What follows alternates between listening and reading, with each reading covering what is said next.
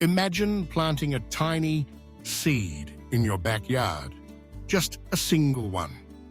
You water it, give it sunlight, and wait. Over time, that seed sprouts into a sapling, then a tree, and eventually it drops more seeds. Suddenly you don't just have one tree, you have a whole grove.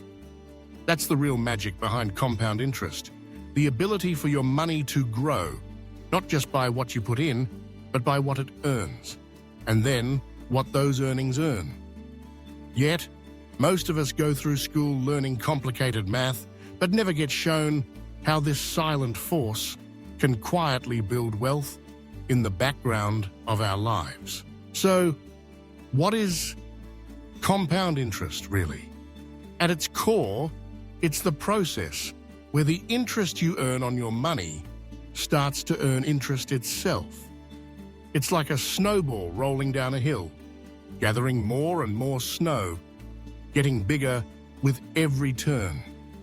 If you leave your money in a savings account or invest it, the interest you get in the first year gets added to your original amount, and the next year you earn interest on that bigger sum. Rinse and repeat, year after year. But here's the truth. No one tells you. Compound interest isn't just a financial trick for the ultra-wealthy or people who already have a lot of money. It works for anyone, and the earlier you start, the more powerful it becomes. That's because time is the secret ingredient most people overlook. Let's take a real-life example. Imagine two friends, Anna and Ben. Anna starts investing $100 per month at age 22 and keeps going for 10 years, then stops. Ben, on the other hand, waits until he's 32 to start, then invests $100 per month for 30 years. He puts in way more money, but because Anna started early, her money has had more time to grow. By the time both reach retirement age, Anna's account is often worth more than Ben's, even though she invested for a shorter period and put in less money. That's compound interest at work. But there's a catch. Compound interest cuts both ways. Just as it can help your savings grow, it can also make debt spiral out of control. Credit cards, for example, use compound interest against you. If you only pay the minimum each month, the amount you owe can balloon, and you could end up paying double or triple what you borrowed. So how do you make compound interest work for you instead of against you? The first step is to start as soon as you can, even if it's just a small amount.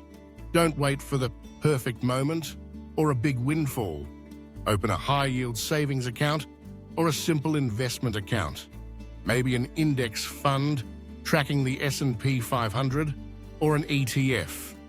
These options let your money work in the background, and you don't have to be a financial expert to get started. Next, make it a habit. Set up automatic transfers so a bit of your paycheck goes straight into your savings or investment account every month. This is where the 50-30-20 rule can help. Allocate 50% of your income to needs, 30% to wants, and 20% to savings and investments. If 20% feels like too much at first, start smaller. The point is consistency, not perfection. Here's where the psychological side kicks in. Most of us are wired for instant gratification. We'd rather have a little treat now than wait for a bigger reward later. But compound interest rewards those who can delay gratification. Remember the famous marshmallow test? Kids who could wait for a second marshmallow ended up doing better in life. The same principle applies to money. The longer you can leave it alone to grow, the more you'll have in the end. Now you might wonder, what if I don't have much to save? Does it still matter? Absolutely. Even small amounts can snowball into something meaningful over time. The key is to avoid lifestyle inflation. Don't let your expenses grow just because your income does. Every time you get a raise or bonus, consider increasing the amount you save or invest, even if it's just by a little. Diversification is another way to supercharge the power of compound interest. Don't put all your eggs in one basket. By spreading your money across different types of investments, like stocks, bonds, and high-yield savings accounts, you reduce risk and give your money more ways to grow. And don't forget about the magic of dollar-cost averaging. Instead of trying to time the market or wait for the perfect moment to invest, put in the same amount regularly. Some months you'll buy when prices are high, other times when they're low. Over time, this approach can smooth out the ups and downs and keep your money growing steadily. Still not sure where to begin? Here are a few tried and true resources to deepen your understanding. Rich Dad, Poor Dad by Robert Kiyosaki breaks down the difference between assets and liabilities in a way anyone can grasp. The Psychology of Money by Morgan Housel explores why our behavior matters more than our math skills.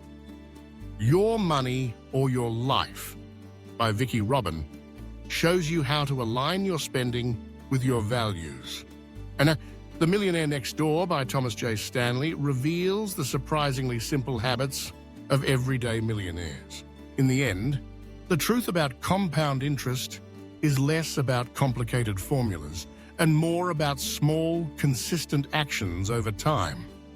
It's not about being perfect or starting with a huge amount. It's about building a habit, sticking with it, and letting time do its thing. The earlier you start, the less you'll need to save each month. And even if you start later, it's never too late to let your money grow. So here's the real secret. Compound interest is like a loyal friend who works for you day and night, quietly multiplying your efforts while you sleep, study, or chase your dreams. All you have to do is invite it into your life early, treat it well, and let it work its magic. The best time to plant a tree was 20 years ago. The second best time? Today.